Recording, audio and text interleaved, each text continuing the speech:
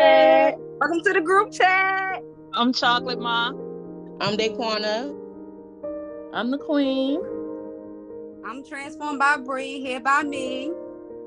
No. Oh yeah, don't forget to like and subscribe to our channel. And as always, y'all can catch us here every Sunday. Every Sunday. Period. Leave a comment below and let us know what you think. Okay, so today we're talking about trauma and healing. What trauma have y'all been through in the past that is affecting you today? And how is it affecting you? I don't know. I feel like I've been through so much trauma. I think my biggest trauma is, I got two biggest traumas. My biggest trauma is from my mother. It's from my mother not like raising me and like stepping up to the plate. Her giving me to my grandparents, and it's also like when my grandmother died. I think that's my biggest trauma. So pretty much. So how did those two biggest traumas affect you today? I literally had a funeral. Everybody I know, I literally had their funeral in my head. I felt like I had a funeral, so if I already prepared for your death, it's like a control thing, but that comes from trauma too. It's like if I already prepared for your death, that when you die, it won't hurt as bad, because I promise you, it's like my grandmother's death. It was like the worst pain I ever had in my life. And so it was like, if you die already, like it's almost like I prepared for your death. So if you die, it won't hurt me as bad. Yeah. I think that kind of stemmed from, like, when I was 6, my mother passed away while she was in the bed with me. So that's something that I kind of like blame myself for, like, growing up. And then as I got older, I realized, like, I really don't like to get too close to people. I always kind of like, if I get too close, I always like, you know what? Like, I need to take a break from them so that if something was to happen, I'm not as hurt. You know? I'm not gonna lie, y'all. For my father's 78, he'll be 79 this year, and like we live together, so I always have that fear of like waking up and having to be the one to find him, or having to be the one to call my sisters and stuff like that. But it do go through my head, like my father passed away. So I don't know if that's like if I'm thinking of his death, or you get what I'm saying. I guess I'm just trying to prepare myself. Yeah, you definitely you can't really prepare yourself. Yeah. So I don't know. You traumatized. Maybe you feeling the loss of your mother again. You traumatized. Definitely. I got a lot of traumas, so I'm not gonna speak on everything. It's too many. I'ma just say the two biggest ones that play a part in today is my relationship with my mother and family, and I don't even want to say the other one. Like, so I'm not as close with y'all as I would want to be. Like, I don't talk to y'all about anything for real. I'm not as close with everybody because I just feel like nobody ever gave a fuck about me. That's just how I feel. It might not be true. Y'all might not feel like that, but that's how it was portrayed since I was a kid. Like, it's always been everybody is before me, or everybody is more important than me, and everybody's feelings is before mine, and nobody ever gave a fuck about my feelings. It's always like, oh, well, Daquanna don't care. She's strong and she not sensitive, and like my feelings get hurt too, just like everybody else's, and it's never acknowledged. It's like, so now it's like we talk, we hang out, but y'all don't know me. Like, y'all think y'all know me. I tell y'all like on the surface level stuff, but that's it. It don't go no further than that, because I know how everybody get in this family. When you get mad, you throw everything back in people's face and you say stuff that is very, very hurtful. And instead of going through that and giving you ammunition to hurt me, I just don't tell y'all stuff. And the other trauma is I feel about so that. when we already talked about this before, is me being molested.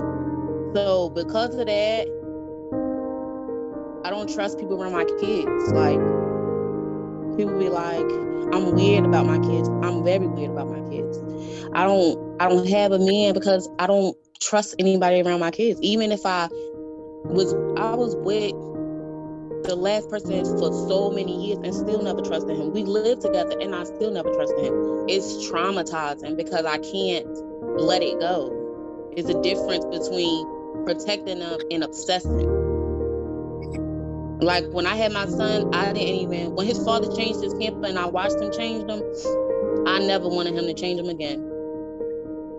I don't want nobody touching my kids. And that's just how I am. When they went to spend the night at people's house, when they came back, they had questions. I looked at them, I checked them. Yes, family, don't care. I'm sorry. And it's not even that I don't trust the people that they go with, because I really do trust them, but I don't trust nobody when it comes to my kids. I'm sorry, I just can't. Because if anything ever happened to them, I would be distraught. I cannot allow it.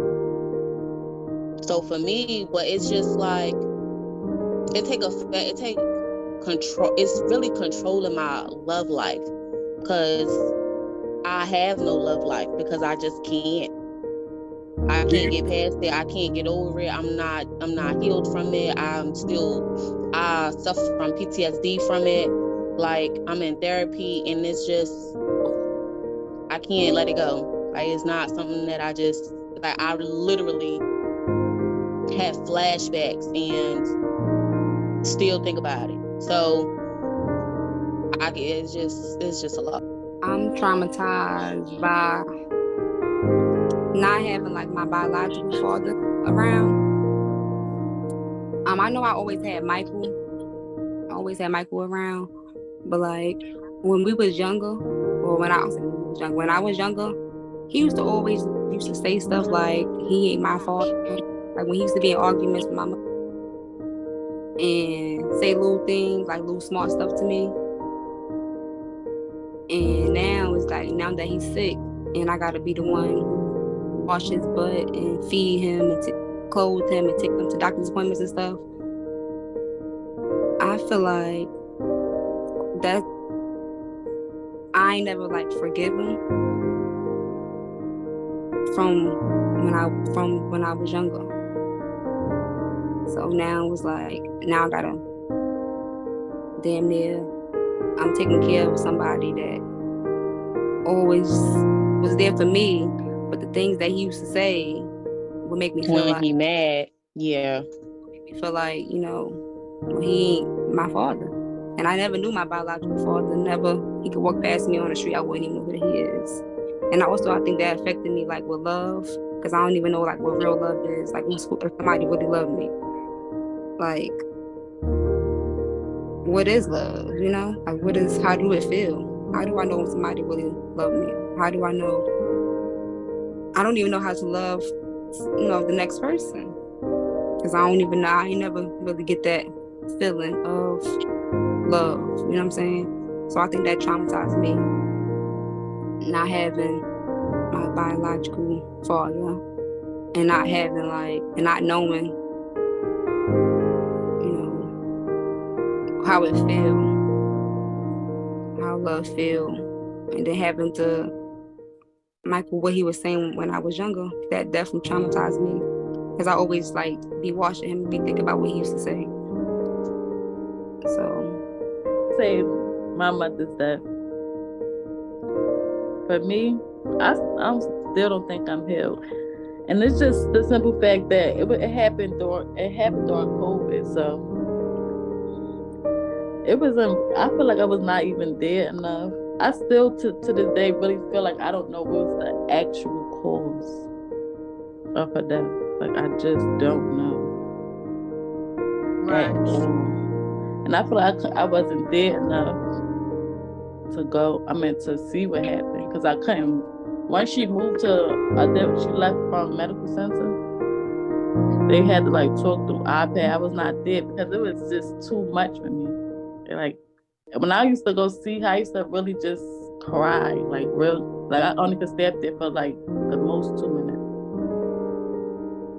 And now I'm just getting better with talking about her without crying. Like I could never do that. It's really hard. And now I feel like, oh yeah, when I had to go to the casket, and they actually forced me, like they dragged me there. That's gonna be traumatizing for me forever. Yeah, I did not want to go. At least they didn't give me no time to like wait. They just telling me you have to go.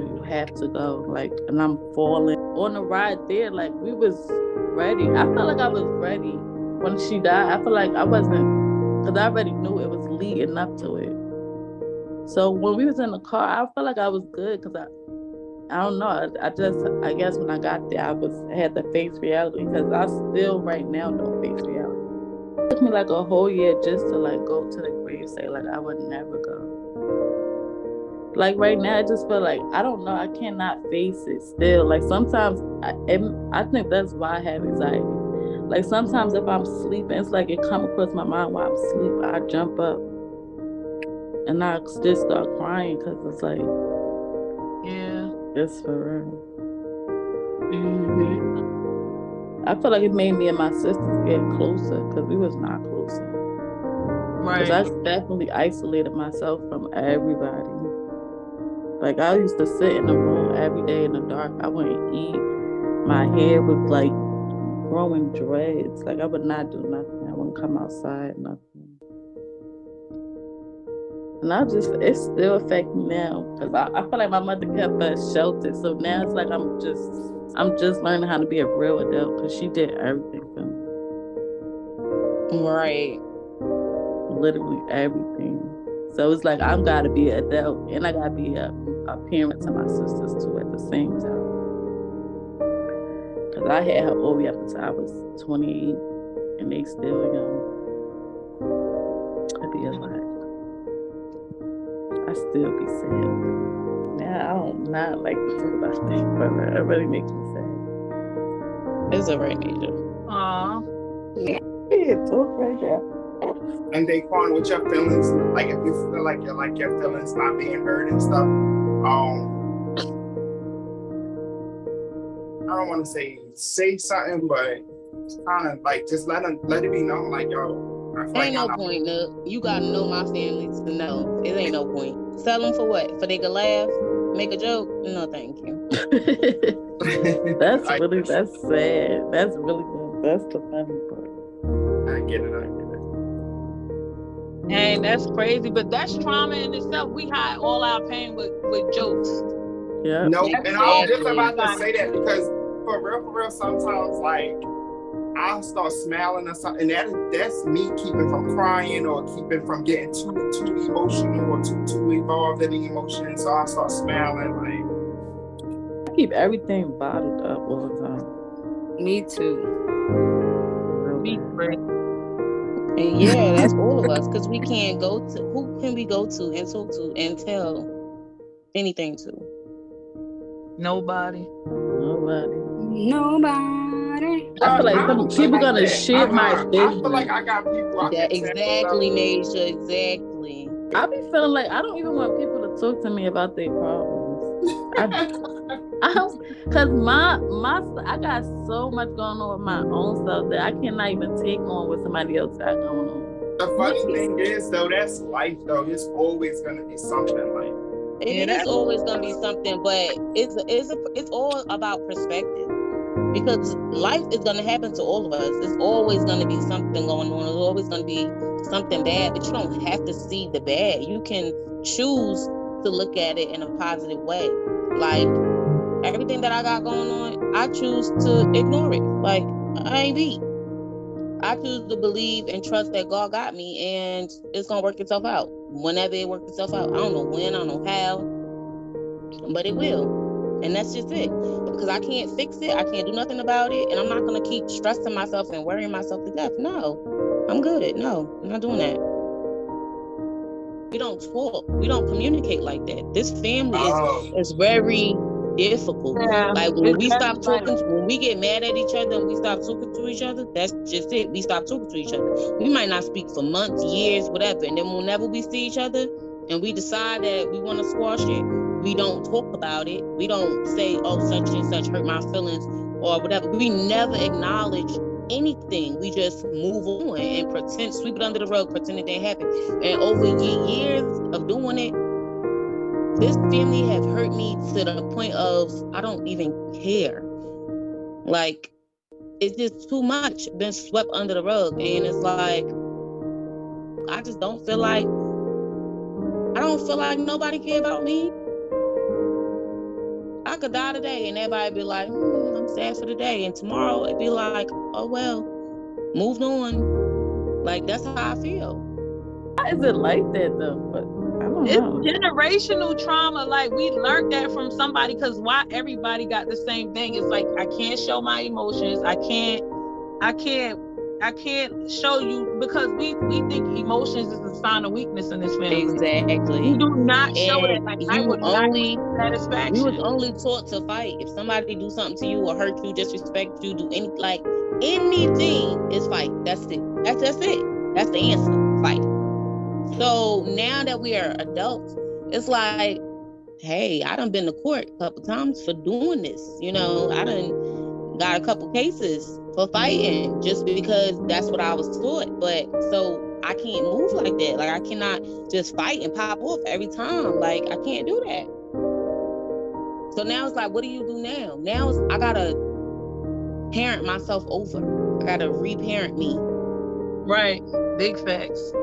I realized, like, I got a problem with affection and everything. Like, this, I don't not like it at all. When I say my mother never said I love you, and then she was like, okay, I love you. You happy now? You see what I'm saying? Like, it's not the same. It's not genuine. I feel like it's not the word. Like, sometimes you really have to look at people's actions and not their words to see how much they love you. It makes me uncomfortable to say that out loud. But I love you. Yes. Right. Yeah. If y'all try to give me a hug, I would drop dead. Right.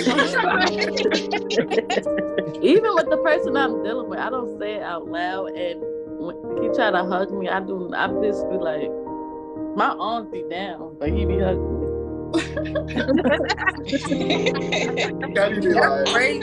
Once he start getting too much, I be like, all right, get off me. I don't mind if we sleep head to toe, to be honest. I start feeling like Black China. Why you being weird, bitch? Like this. I'm fine with it. Your presence is enough for me. Yeah. I be affectionate with my girl, but it's like she want to try my arms and legs on. Like, like, I can't breathe. So what are y'all doing to heal from the trauma? Well, you know, my biggest thing is acceptance. That's something that I kind of like really been working on, as far as like just accepting how things played out, accepting there's nothing I can do to change it, accepting I don't think you'll ever really truly get over it, like losing a loved one, especially when like it's that close of a loved one. Like, so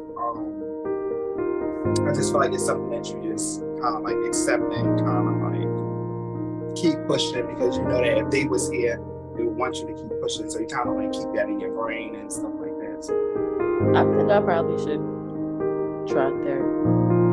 I think it helps. You should. It's very helpful.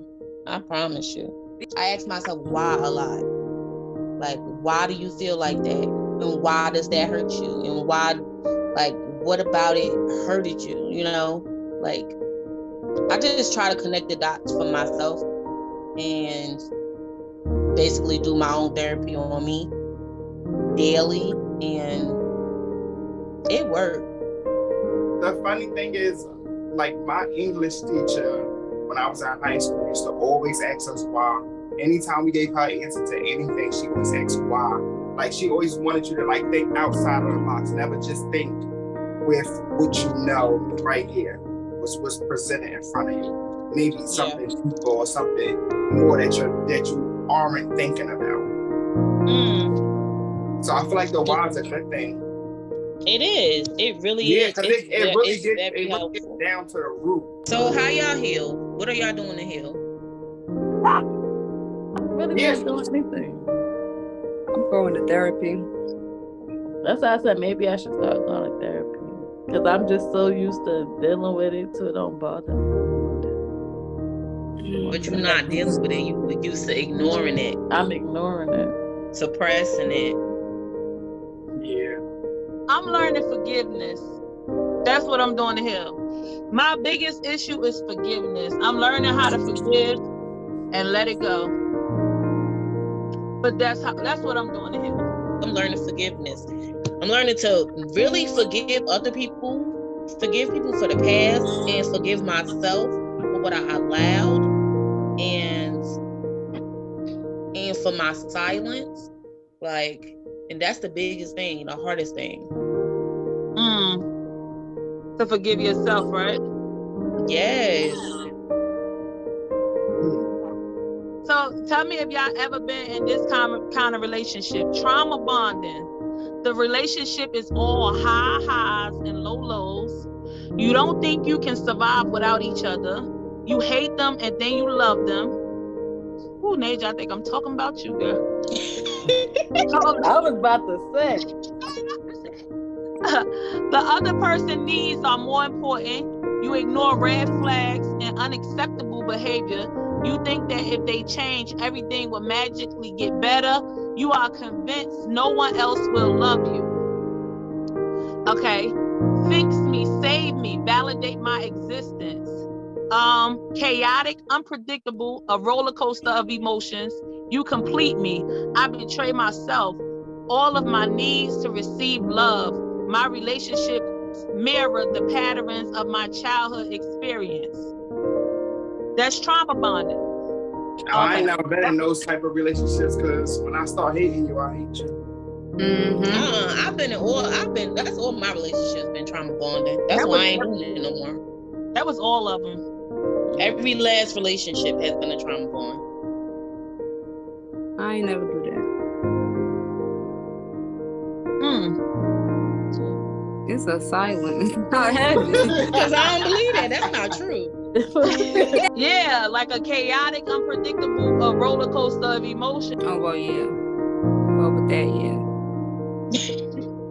The thing about trauma bonding is like what the other person do, it really emotionally affects you. Like it's almost like if they sad, now you sad because they sad.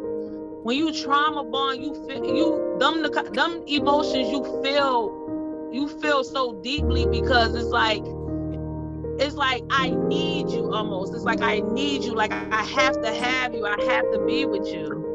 It's like a sickness. Well, yeah. Well, yeah. That's definitely me. That's definitely me. I be sick to my stomach. I feel, my feelings be hurt really, really, really deep. I ain't gonna lie to y'all. My feelings be hurt for like 3 days. No, for real. Like y'all, I already know because that's me. I be like, okay. I listen to a bunch of Tony Braxton. I listen to no, for real. I force myself, yo. When I tell you, I get all my cries out by the 3rd day. I be like, shake that shit off, go about your business, bitch. You done cried enough. I'll go through my breakup real fast. A lot of people, they bond off trauma. A lot of people do have that trauma bond, and unless you realize it, you're gonna continue to live in it. Authentic bonding. Learn me, see me, hold space for all of me. Steady, safe, consistently, showing up for each other without question. You enhance who I already am. I do the work to meet my own needs first. My relationships are based in freedom, accountability, and peace. The relationship feels steady with some dips. You recognize that you are your own person. You love them even when you are angry with them. Both of your needs are important and respected. There are boundaries and also trust.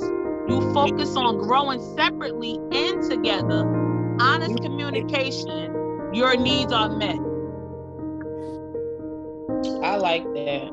That's my word towards and now. that's why I'm single, because I can't find none of all of that. You can't even find one thing of that now. I'm doing that actual work. I'm really trying to heal. I'm really working on myself. So that's why I say like I'm single, because that's what I want to be. Like I want to heal first, because when I do meet somebody, when I do decide to date, he's gonna have to be healed too, or at least in an attempt to heal. Understand that he got things that he need to heal from, because I'm not gonna do it. I'm not doing all this work just so I could be in a trauma bonding relationship. I'm not doing that again. I'm over that. I'm past that. Definitely is. Start that crazy shit with me. One little crazy thing. You got to go. Did y'all ever have a healthy relationship? No. No. I think if I had a healthy one, if I had a healthy relationship, I'd still be in it. I ain't gonna even hold you. Boy, how you get on the bridge? Don't do it. It's all right. You ain't gotta jump. Come on, do the horoscopes. I gotta go to work. These gonna be love messages. I got the romance angels. We gonna start off with Aries as usual. Aries. Let's see what you got.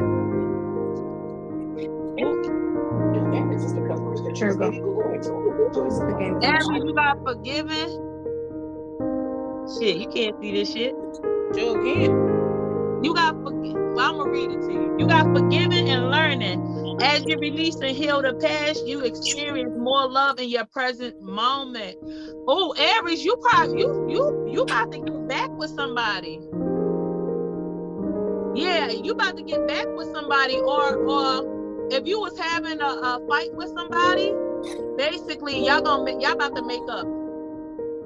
Passion. Allow your heart to sing with joy. Taurus, you could be experiencing a lot of romance with your current partner. And Nasia, don't you got a Taurus or something like that? Yeah. You could be experiencing a lot of romance with your current partner, or y'all could be doing it a real lot right now.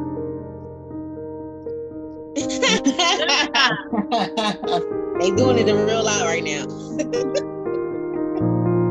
Gemini. Yes, the best sign. Girl, bye.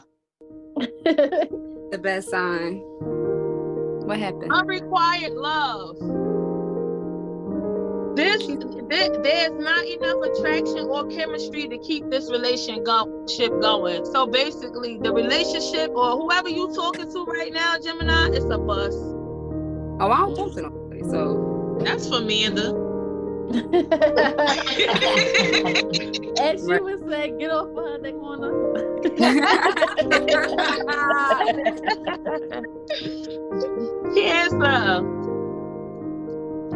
Cancer. You deserve love. You are lovable. So Cancer, stop walking around acting like don't nobody want you. Somebody want you. No, they don't. Nobody want a Cancer. No, nobody want no Cancer. Don't do that. Don't do that. You deserve love. And if you accepting love from somebody that is not worth it, let that go. You deserve. Please let that go. Cause it ain't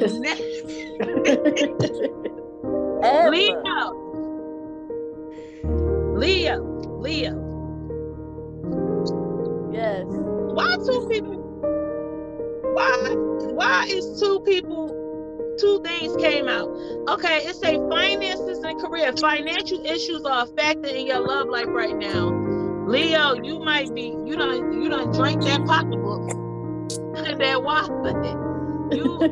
And then it says, stay optimistic about your love life. Positive thinking and faith will bring you romance. Like, Stop focusing on the negative and start focusing on the positive, Leo. Wow, Nasia. All right. That's you might be the problem in your relationship. I am. I know I am. Yeah, she's crazy. Virgo. Attraction. You attract romantic love by enjoying this moment fully.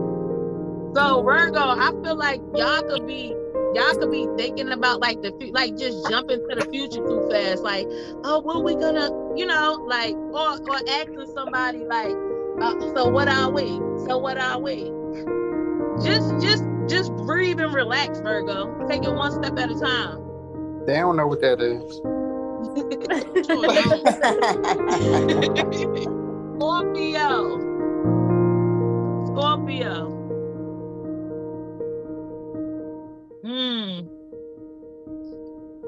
Give your relationship a chance. Work on your partnership, Scorpio.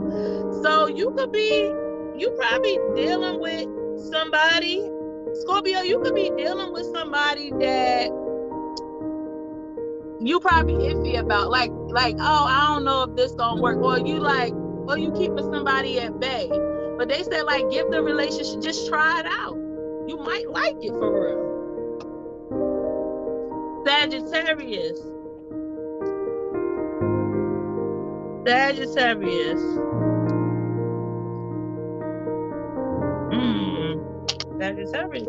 A card don't even want to come up for y'all. It's stuck. Like, I don't got shit to say to them. Healing family issues. Your love life benefits as you forgive your parents. So Sagittarius, I ain't saying you got no beef with your parents, but you could have beef with your parents right now. Or it might not be no beef, it's just the trauma. It's like, forgive your parents for what they did, because they only knew how to do what was best for them at the time. So forgive your parents, forgive that trauma, heal that trauma. Capricorn.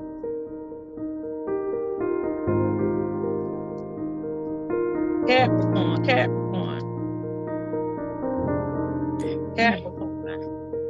me something good. Worth waiting for. Divine timing is at work in your love life. Like, I don't know, Capricorn, you could have been acting up.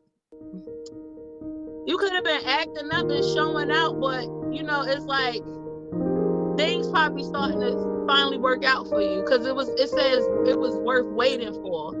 Or you could have got somebody that you've been after and now you finally got them. Let me see. Aquarius. That quarter, why you smiling? Girl, because it's my sign. Look, that sign ain't I'm listening, because last time we had good news. All right, come on, Aquarius, with this love life. Chemistry. There's a strong magnetic attraction here. So who y'all kicking it with, Aquarius? Look, that ain't for me. That ain't for me. Who you kicking it with? That's not for me. It says chemistry. It says there's a strong magnetic attraction here. Let me give y'all another one. Since it ain't for either one of my Aquariuses. You know what? These are love romance angels, and neither one of y'all ain't got that right now. Nope. Exactly. That's for the viewers. That's for the other Aquarius. Oh, Josh, that's for you,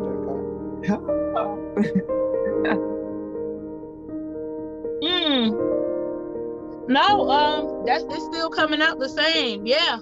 So the Aquarius that is, dating, it's a lot of chemistry. Like, go for it, Aquarius. It's mad chemistry. And last but not least, Pisces. we got Pisces.